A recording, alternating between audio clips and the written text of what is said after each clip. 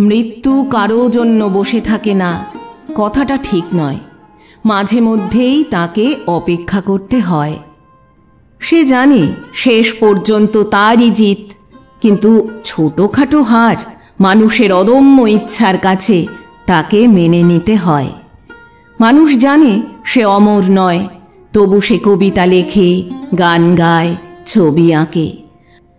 মৃত্যু তখন তার শিয়রের কাছে বসে ক্রমেই নিজের ধৈর্য আর সাহস হারিয়ে ফেলে।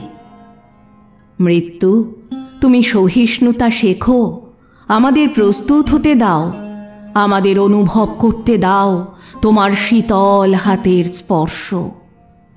কোনো ভয়ের গল্প নয়, সেদিন তোমাকে সামনে রেখে শুরু হবে আমাদের অনির্দেশ যাত্রা।